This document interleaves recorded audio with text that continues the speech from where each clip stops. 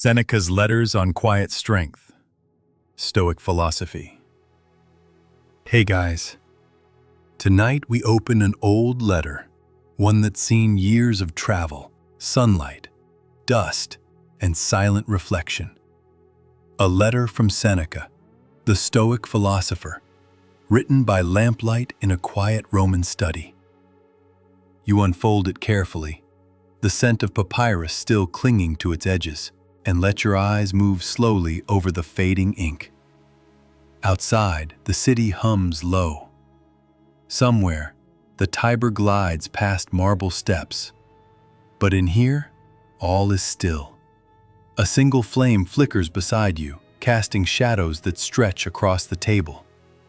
You listen, not to a voice, but to an echo from 2,000 years ago. Seneca writes not with thunder, but with breath. His words are not declarations, they are invitations. This is a different kind of wisdom, one that doesn't demand your attention, but waits quietly for it. A wisdom forged not in temples or parades, but in moments of solitude, on balconies, during illness, in the dead of night. It's not about winning arguments, it's about steadying the soul. But make no mistake, you might not endure this kind of discipline, not without effort. Seneca's letters, though soothing in tone, demand honesty, radical, unflinching honesty, about how you spend your time, about what you truly value, about how much of your life belongs to others instead of yourself. So, before you get comfortable, take a moment to like the video and subscribe, but only if you genuinely enjoy what I do here. And while you're at it, post your location and local time in the comments below. It's always beautiful to see how far these quiet journeys reach. Now, dim the lights, maybe turn on a fan for that soft background hum, and let's ease into tonight's journey together. You sit quietly, the open scroll before you, as if waiting for something more. But there's no rush. Seneca understood that wisdom rarely arrives in a hurry. He begins not with philosophy, but with a friend's greeting. Greetings from Seneca to Lucilius. It's always personal, always anchored in relationship. He doesn't write to show off his learning. He writes because he cares. You picture him older now, seated beside a clay lamp, the night around him soft and heavy. The city is never far, but his mind is elsewhere, wandering among questions that don't fit neatly into the noise of Rome. Continue to act, he writes, as you began, honestly, earnestly, and without fear. That's all. Not perfectly, not brilliantly, just honestly. He tells Lucilius to guard his time like treasure. He reminds him that most people will try to steal it, not with cruelty, but with casual demands. And it's not their fault, he says. It's yours, if you give it freely, without purpose. This quiet admonishment doesn't sting, it softens you. You think of your day, how many moments were given away unguarded to noise, distraction, and duties not your own. Seneca doesn't scold, he just shows you the cost. And somehow, with nothing but ink and silence, he makes you want to do better, not tomorrow, but now. You're still seated by the lamplight, the letter open on the worn wooden table, when Seneca's world begins to take shape around you. The quiet study fades, replaced by marble corridors and red-draped windows, the private quarters of Rome's imperial court. You hear hushed footsteps behind closed doors and voices carried on caution. This was Seneca's life. Not always the life he chose, but the life he accepted. He wasn't born poor, like Epictetus. He wasn't raised on the dusty fringes of empire. Seneca's youth was filled with tutors and travel, philosophy and poetry. He studied in Egypt, sharpened his mind in Rome, and gained early fame for his intellect. But fate, or fortune, had other plans. When Nero rose to power, still a teenager, Seneca was summoned to the palace, not to escape the danger of politics, but to live inside it. He became tutor, advisor, and silent shield. At times, the conscience of a boy emperor.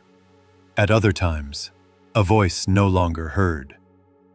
Historians still debate whether Seneca's presence prolonged Nero's restraint or merely polished his image. Was he complicit in tyranny or a prisoner of duty? Did he shape the boy or simply survive him? You walk beside him now, not through grand hallways, but through the shadowed corners of a world he could never fully escape. You see him standing tall among whispering senators and ruthless generals, offering calm words in rooms full of tension. Yet, all the while, he kept writing. Even from the heart of danger, Seneca's letters carried a softness, a clarity, a refusal to let outward chaos twist the inner self. "It is not that we have a short time to live," he wrote, "but that we waste much of it." You feel that line like a pulse beneath the skin. He's not just criticizing a habit, he's pointing to a wound that busyness cannot heal, a wound created when you live outwardly at the cost of your inward life. He didn't have the luxury of silence in his days, but he carved it out in his nights, in long, whispered sentences crafted like offerings. That's the quiet strength of Seneca. He wasn't shouting over the storm, he was writing in its eye. And you? You sit now in your own version of that storm. Notifications, expectations, noise layered over noise. But here, under this imagined roof with the echo of his words, there is space again. To think, to pause, to return to yourself. Seneca didn't escape his world, he endured it, by staying intact within it. You look back down at the letter. The ink is still fresh in your mind. "Hold fast to your convictions," he writes, "and let your life prove them." It's not advice from a man removed from difficulty. It's counsel from someone who faced danger daily and chose in each breath to remain free. The light from the lamp flickers again, casting long, gentle waves along the edge of the scroll. You breathe deeply and let yourself be pulled back into the rhythm of Seneca's voice. Not a lecture, never a performance, just calm words, shaped by experience, handed down like quiet tools. Tonight, his subject is anger. You feel it before he names it. The way your shoulders tense, recalling a slight. The way your jaw tightens with the memory of unfairness. Anger wears many masks. Righteousness, urgency, even love. But its true shape is heat. And that, Seneca warns, is where danger lies. Anger is a brief madness, he writes. It is best avoided than cured. It's not that he denies the injustice of the world. He'd seen plenty of it. He'd lived under the shadow of execution, exile, betrayal. But to him, anger was never the answer. It was the storm that obscured it. You recall a moment, recent perhaps, when your temper flared. A disagreement that escalated. A careless word that echoed longer than you meant it to. Seneca's voice offers no judgment. Just this: to be angry is to punish yourself for the faults of others. In his letters, he often describes anger not as strength, but as surrender. The Stoic path, by contrast, is mastery, not of others, but of the self. Historians note how, even in Nero's court, Seneca rarely raised his voice. He negotiated with poisoners and power-hungry elites, not with force, but with patience. This wasn't weakness, it was control. a deeper kind of power that required no threat to be felt. Still, scholars wonder, was Seneca's restraint truly stoic or just survival? Did he tame anger or bury it? You sit with that question. It lingers. But maybe that's what he intended. Not certainty, but reflection. The greatest remedy for anger, he told Lucilius, is delay. So simple, so strange in an age of instant reaction. Imagine pausing for a full breath before replying. Imagine not reacting at all. Imagine letting the heat rise and watching it pass without taking you with it. You close your eyes now and try it. You think of that argument again. But instead of rehearsing your defense, you say nothing. You picture yourself stepping back, letting silence answer in your place. And slowly, something inside you loosens. Seneca's world was full of violence. Executions, betrayals, rivalries masked in courtesies. Yet he dared to believe that a man could remain gentle, even wise through all of it. That is quiet strength. Not the absence of passion, but its harness. And that is what he asks of you now. Not to be perfect, but to be aware. Not to conquer others, but to refuse to let your own emotions conquer you. The candle beside you softens. The fire lowers its breath, and with it, your own. The pages of the letter shift slightly in your hands, as if nudged by an invisible breeze. You scan the next few lines. Seneca has turned now from anger to another subject altogether. But just as volatile, just as misunderstood. Wealth. You feel the shift in tone, yet his pace remains even. There is no scorn in his words, only observation, clear, deliberate, and gently edged with irony. It is not the man who has too little, he writes, but the man who craves more, who is poor. You pause at that. In your own world, where success is measured in digits, in upgrades, in polished glass and unending screens, this feels like a quiet rebellion. Seneca, born into privilege and raised among Rome's elite, knew luxury firsthand, and yet he was constantly warning against its illusions. Historians still puzzle over this contradiction. Seneca, the philosopher of frugality, owned vast estates.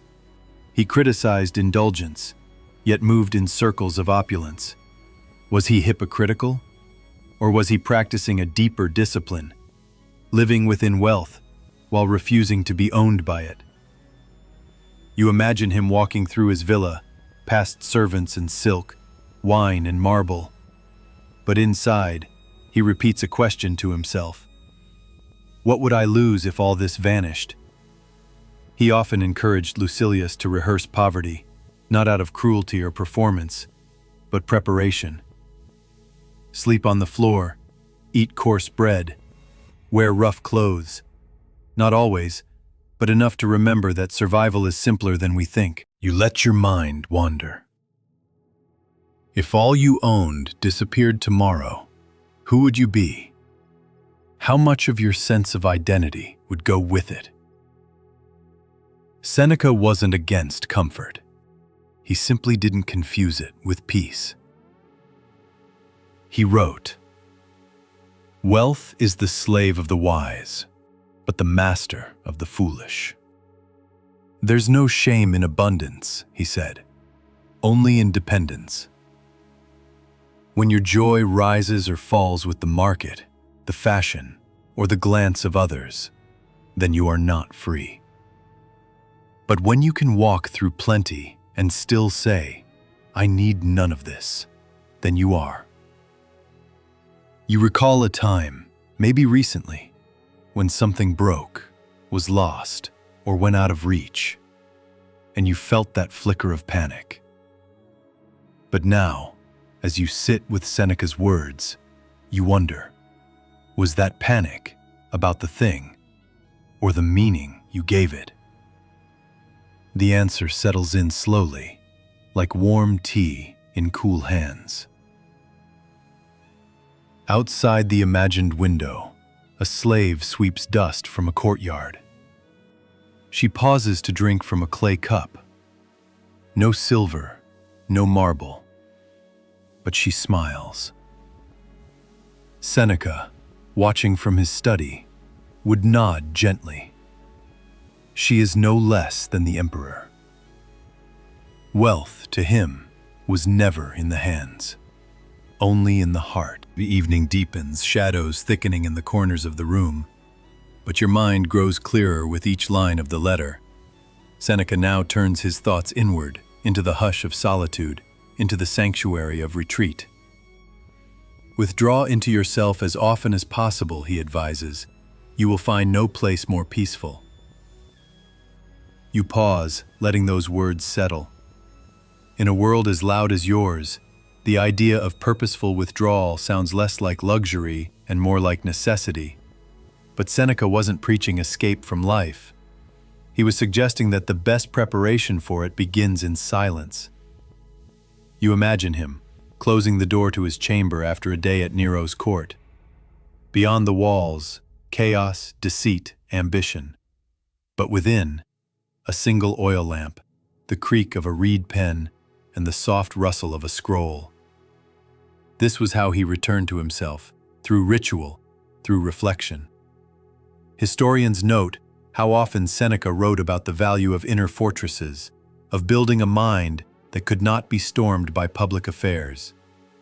He admired the way philosophers of old retreated from noise not to isolate, but to recalibrate.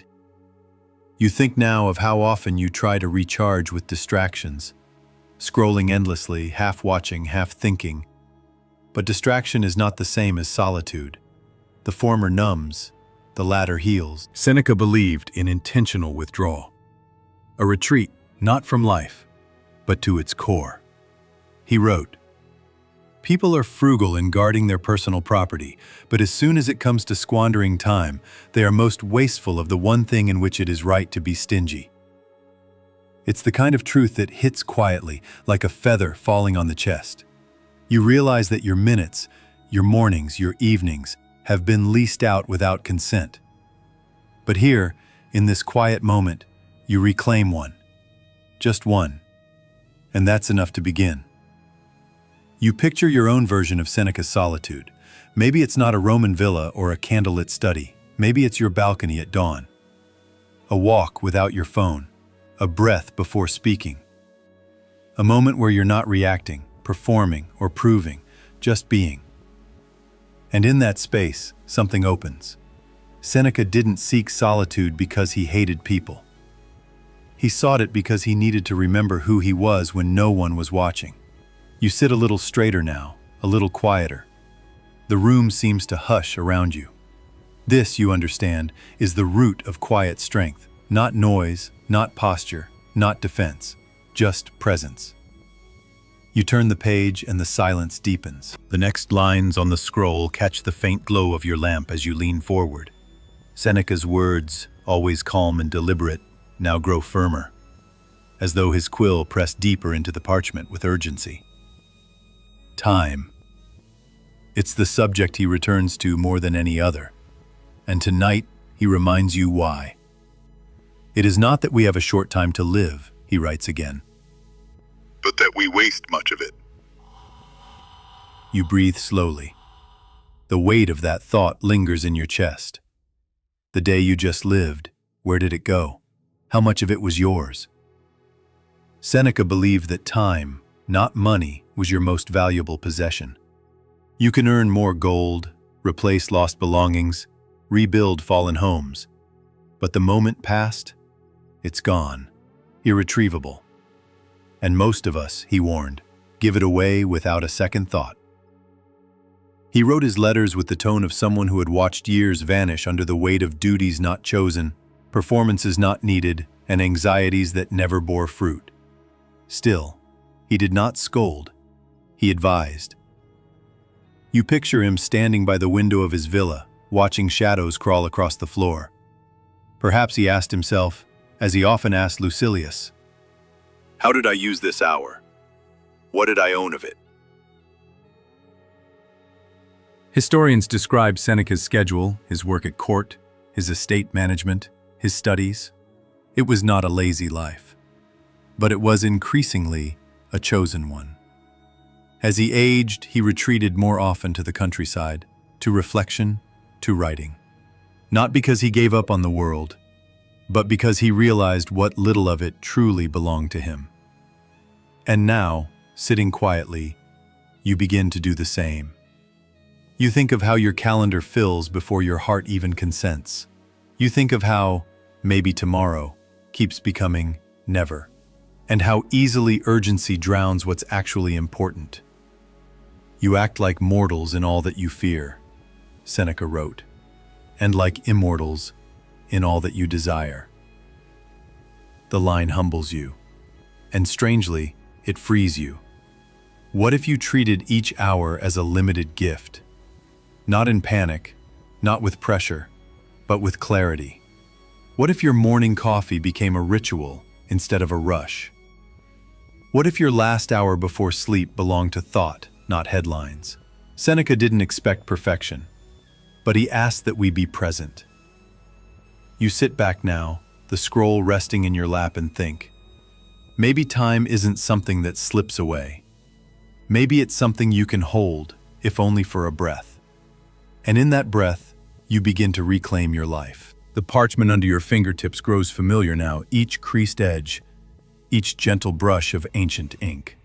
You've settled into Seneca's rhythm, and as your breath slows, so does the pace of the world around you. Tonight, he begins to speak of friendship, but not the loud, performative kind, not the parties or applause or shared successes. Seneca's friendships lived on paper, quiet, reflective, stretched across time and space like silk threads between hearts. When a friend is dear to you, he wrote, you must trust him as yourself. His letters to Lucilius, dozens, possibly hundreds, weren't just notes. They were offerings. He sharpened not just logic, but kindness. He didn't write to impress. He wrote to reveal. What a rarity that is now. And perhaps it was then too. Historians wonder if Lucilius ever answered him in equal depth. None of his replies survive, but that doesn't diminish the value of the connection. Seneca wrote regardless, perhaps knowing that the act of writing sincerely was a kind of presence in itself.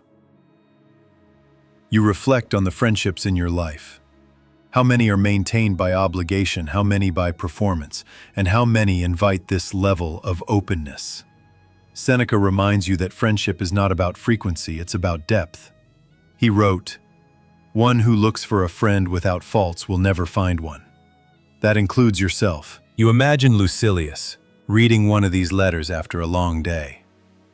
Maybe he chuckled at Seneca's self-criticisms, or paused when the older man described his own moral struggles. Seneca didn't pretend to be a finished Stoic.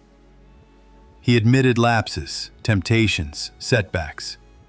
He believed the path mattered more than perfection. In that honesty, you hear something soothing. You don't have to arrive. You just have to walk, preferably with someone who lets you be real. Seneca's letters are reminders that the strongest relationships aren't built on showy declarations, but on quiet, sustained attention. You picture him again, writing by candlelight. He's not rushing. He's not checking views. He's offering presence.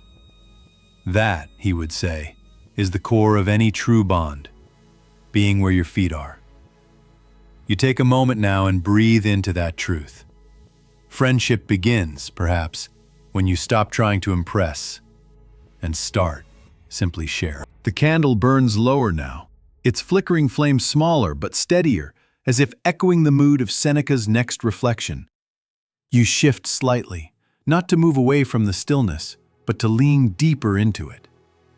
This evening, he writes about imperfection, not yours, not the world's, but his own. I am not a wise man, Seneca confesses, nor shall I ever be. You pause. The admission doesn't feel like failure. It feels like honesty wrapped in gentleness. Here is one of Rome's most admired minds, a man whose words have endured for centuries, telling his closest companion, "I'm still learning. I stumble. I fall short." There's something deeply human in that, something freeing. We're told to strive, to improve, to optimize, and yet Seneca's letters are filled with reminders that virtue isn't a destination, it's a practice, a discipline renewed daily, even hourly. Historians suggest that Seneca's regular self-corrections weren't false modesty. He genuinely believed that philosophy was not a badge you earned, but a tool you picked up again and again. A sword kept sharp, a habit refreshed by effort, not by ego. You remember a day, not long ago, when you acted out of fear instead of principle. Maybe you lost your patience. Maybe you said something you wish you could unsay. That memory returns, but this time, softened by the voice of someone who failed too, and still chose the path forward. Seneca didn't write to condemn. He wrote to continue. Even the journey of 1,000 miles, he says, in essence, has its missteps. Keep walking. You breathe that in. He often advised Lucilius to record his own behavior at night, like a philosopher's journal, a quiet accounting of the soul. Not with shame, but with curiosity. What did I do well? Where did I falter? How will I try again tomorrow? It's a habit you could borrow, not for the sake of achieving perfection, but for learning how to return to yourself again and again. You picture Seneca closing one of his letters, extinguishing the lamp beside him. He doesn't do so triumphantly, but peacefully. He knows that becoming better isn't loud work. It's quiet, repetitive, gentle. And tonight, as you listen, outside your imagined villa, the wind begins to settle. Even the branches seem to pause in thought, echoing the theme of Seneca's next passage. Fear and the illusions that give it power. We suffer more often in imagination than in reality, he writes. You sit with that. It's not a condemnation. It's a compassionate observation, whispered gently across centuries. Seneca had much to fear. Exile, betrayal, political assassination. At any moment, Nero could have turned on him. And eventually he did. Yet even knowing this, Seneca wrote with startling calm. Why? Because he had trained his mind to separate what could be controlled from what could not. He tells Lucilius, Most of our distress comes not from what is, but from what might be. We carry invisible burdens, future arguments, imagined failures, anticipated losses, and treat them as if they were present realities. You know the feeling, the email you haven't opened, the conversation you keep replaying, the quiet dread that something, somewhere, is about to go wrong. It tightens your chest, even in moments of peace. But Seneca offers a choice. He doesn't say, "Don't worry." He says, "Examine the worry. Is it real? Is it now? If not, why carry it?" Historians still marvel at his composure during exile.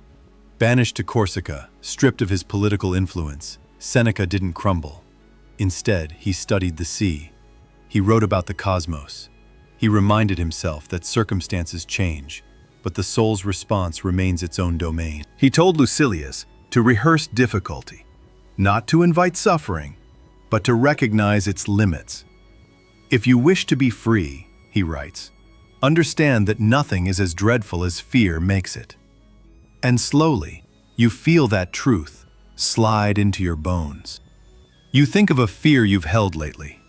Not a crisis, but a quiet gnawing. What if it never works out? What if you aren't enough? What if it all disappears? And Seneca, in his steady tone, would say, and what if it does? What remains is you. Not the frightened version, but the one who can still breathe, still think, still choose. Fear exaggerates. Philosophy reveals. You sit more upright now, not with tension, but with presence, a little braver, a little more still. The future may remain uncertain, but your clarity, your calm, your next choice, that is yours. And no fear can steal it. The flame of your candle grows softer now, flickering like a heartbeat slowed with reflection. You feel steadier, grounded by Seneca's voice. Never loud, never forceful, only constant. Now, he speaks of a subject at the heart of Stoic strength: adversity. Difficulties strengthen the mind, he writes, as labor does the body. You shift gently, letting those words pass through you. It's tempting to resist hardship, to wish it away or resent its presence. But Seneca invites you to view it differently, not as punishment, but as preparation. He wasn't writing in comfort. He knew betrayal, banishment, and political games sharper than any sword. He advised an emperor who became a tyrant. He lived in a Rome teetering between opulence and blood. And yet, again and again, he returned to one question: what if this too serves your growth? It's not easy to accept. Even modern readers wrestle with this Stoic view. Historians note that Seneca's approach to suffering could seem severe, almost cold. But others argue it's not coldness. It's a refusal to let misfortune define your worth. You remember a moment when life pressed against you. Maybe it's now, maybe it was long ago. You felt helpless, angry, tired. You wanted out, but somehow you endured. Seneca would call that endurance a kind of wisdom, not loud, not celebrated, just quietly earned. A gem cannot be polished without friction, he tells Lucilius, nor a man perfected without trials. You picture Seneca reflecting on this as he walks beneath the colonnades of his estate. His steps are slow, his gaze is inward. He's not wishing for ease. He's sharpening resilience. You think of a tree shaped by wind, its trunk twisted but strong. That's the Stoic image of growth. Not perfect, but rooted. And in that image, you find yourself. Hardship does not ruin you. It reveals you. It peels away what you thought mattered and leaves behind what truly does. You rest your hand on the page, hearing Seneca's quiet reassurance. What you've faced is not wasted. It's shaping you into someone who can remain calm, no matter the weather. The candle's glow now barely reaches the far corners of the room. But here, where you sit, where Seneca's words rest open before you, there is still warmth. And it's fitting, because tonight, his thoughts drift toward death. Not in fear, not in dread, but in clarity. Rehearse this thought daily, he wrote. I may not wake tomorrow. You pause, not out of anxiety, but respect. For Seneca, the contemplation of death was never meant to paralyze. It was meant to liberate. He did not fear the end. He feared a life lived asleep. Historians often cite Seneca's calm in his final moments. Ordered to die by Nero's hand, he opened his veins in a warm bath and spoke words of comfort to his wife. It was not a romantic gesture. It was the final act of a man who had long rehearsed this exit. Death is not an evil, he told Lucilius. What is terrible is the fear of it. That fear, he believed, steals life by keeping you from living it fully. You think now of how often your own thoughts race toward the uncertain.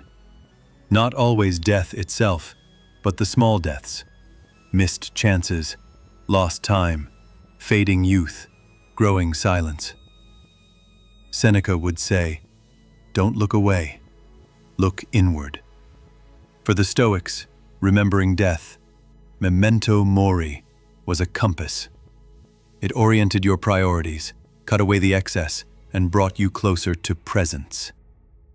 You waste less when you know it won't last. Scholars still debate whether this outlook made Stoics cold or profoundly compassionate. Did they numb themselves, or simply learn to love more wisely? Seneca's writings suggest the latter.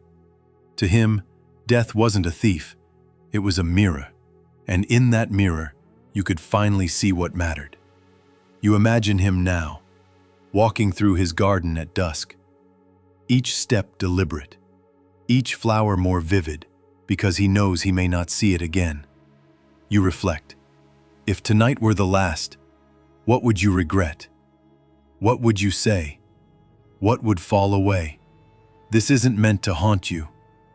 It's meant to free you, because when you stop fearing death, you start trusting life. And in that trust, a quiet strength is born, not in control, but in surrender. You lean back now, heart quieter, thoughts fewer. And for the first time in a while, the end no longer frightens you. It humbles you. The silence around you has deepened. Not empty, but full. Like the pause between waves. Like the breath between thoughts. And in that stillness, Seneca turns to the most misunderstood of all Stoic virtues, joy. Yes, joy. It might surprise you. Stoics are often portrayed as solemn, detached, emotionally flat. But in truth, Seneca wrote frequently about happiness. Not the kind that comes and goes, but the kind that endures. True joy, he said, is a serious thing. You sit with that. He didn't mean grim. He meant rooted, stable. Not spun from pleasures or praise, but born from alignment. When your actions match your values, when you want what you already have, when you are enough. Imagine that. Joy, not as the outcome of success, but as the reward of virtue. Historians suggest that Seneca's pursuit of joy was not separate from hardship. It was shaped by it. In exile, he still found beauty in letters. In illness, he still laughed gently at his own fragility. Even in his philosophical warnings, you'll find a kind of hopeful affection for life. We must not be gloomy, he wrote, nor make ourselves hateful. Rather, let us be bright. You breathe in, and for a moment, you feel it. A soft glow not born of circumstance, but of stillness, of clarity, of knowing you've been here. Fully. It's tempting to chase joy in distractions, in accomplishments, in what others affirm. But Seneca offers a quieter road. He writes of contentment with simplicity, of finding lightness in daily rituals, of being fully alive even in routine, waking early, reading slowly, speaking less, walking mindfully. You think of your own day. Perhaps it was uneventful, but now, from this vantage point, it shimmers. A quiet moment in the kitchen, the softness of fabric, a kind word not spoken but remembered. That's the joy Seneca speaks of. Not noise, not thrill, but depth. A joy that doesn't leave when the lights dim. A joy you carry inside, even as the world shifts. Some scholars wonder, could such joy really last? Isn't it fragile? But Seneca replies with a calm smile. It's not about lasting forever. It's about being real now. And tonight, as you listen, it is. As your body eases further into the quiet, you reach the next turn in Seneca's winding path, the power of choice. You feel the weight of that word, choice. settle into the air like dust illuminated by morning sun. For Seneca, choice was not about circumstance, it was about response. A good character once established becomes steady, he wrote, and does not look outside itself. You pause, recognizing the depth behind those words. Seneca believed the most meaningful freedom wasn't granted by governments, nor stolen by fate. It lived in your mind, in your ability to choose how you see, how you act, and how you treat others, even when the world resists you. He was a man constantly pushed by forces beyond his control. Emperors, illness, exile. Yet again and again, he reminded himself, this is not happening to me, but for me to respond to.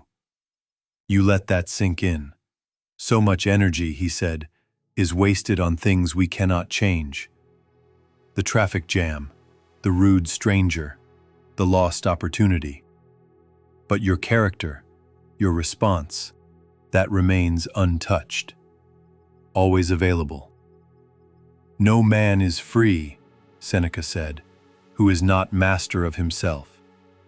Historians reflect on the contradiction of his life, a man entangled in politics, yet preaching detachment. But they also see how he used each moment, each trial, as a chance to practice what he taught. You reflect now on your own day. Were there moments where you reacted instead of chose? Where irritation pulled you instead of intention guiding you? Seneca doesn't judge. He simply asks, what might tomorrow look like if you paused first?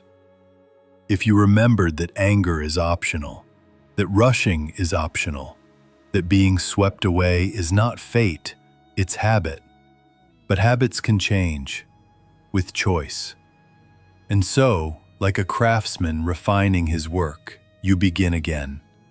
One breath, one decision, one small, courageous no to reactivity, one quiet, enduring yes to clarity. This is the Stoic way, not a performance of strength, but a pattern of presence. And with each choice, you become just a little more free. The hush of the night deepens, and your thoughts drift gently with Seneca's next meditation, one that touches the heart of Stoic serenity, the art of letting go. He who is brave is free, he reminds you, and bravery often begins with release. You sit with that, not as command, but invitation.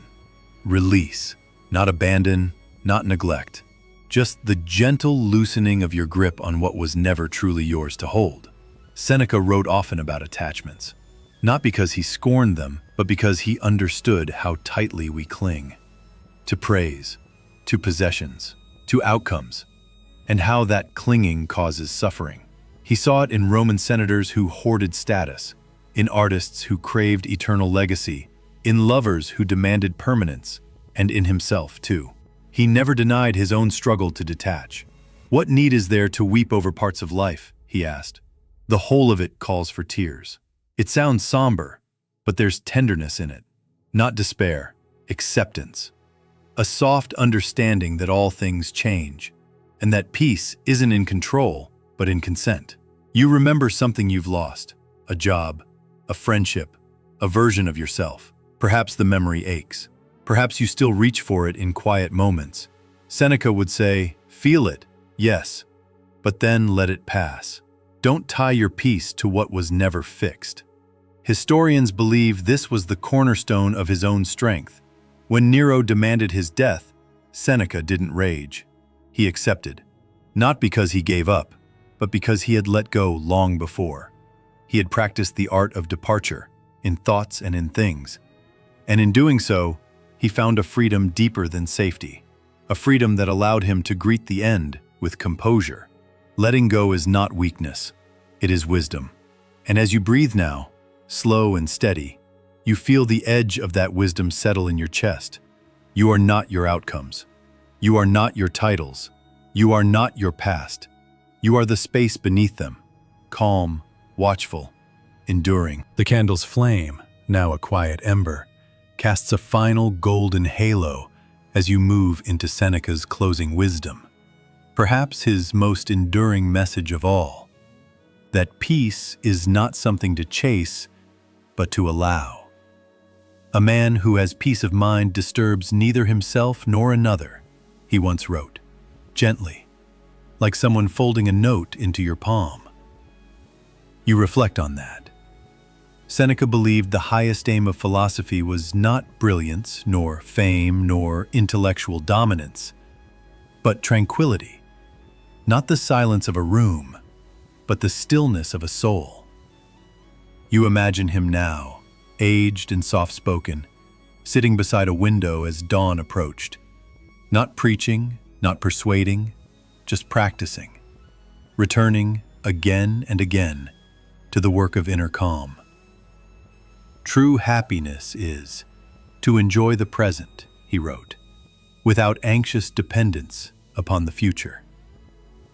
You know how rare that is, to be fully here, not checking forward, not scrolling backward, but inhabiting this breath, this moment, this small span of time that asks for nothing but your presence. Seneca called it euthymia, a state of contented self-direction, not passivity, but harmony between your values and your life, between what you believe and how you move through the world. Scholars still wonder, can such tranquility last? Isn't it fragile? But Seneca wasn't promising perfection. He was pointing to a practice. You don't have to always be calm, but you can return to calm. Through reflection, through simplicity, through the small, brave act of letting go of what you cannot control and holding fast to what you can. Tonight, you've walked that path, through fear and honesty and hope, through letters once written on scrolls and now resting in your thoughts. You reach the end not with a conclusion, but a quiet nod. The kind two friends might share at the end of a long, meaningful evening. No grand lesson, just presence. So, you exhale, gently, deeply. You have everything you need, not out there, but in here. And now, as the last words of Seneca fade into the hush of your room, let your breath fall into an even rhythm. Feel your limbs grow heavier, your thoughts lighter. The candle's glow dims in your mind, replaced by the soft warmth of stillness. You are not required to solve, perform, or even understand right now. This moment is not for answers, it is for rest. All the teachings you've heard tonight are not demands, but quiet companions. They will be there again tomorrow, ready to be remembered, ready to be lived. Slowly, gently, in your own way. But for now, nothing is required. Let your attention drift like a leaf on calm water. Let your heartbeat settle into a rhythm older than worry. Let the world grow soft around the edges until even thought itself fades into the distance. There is no rush to sleep, only an invitation. And you are free to accept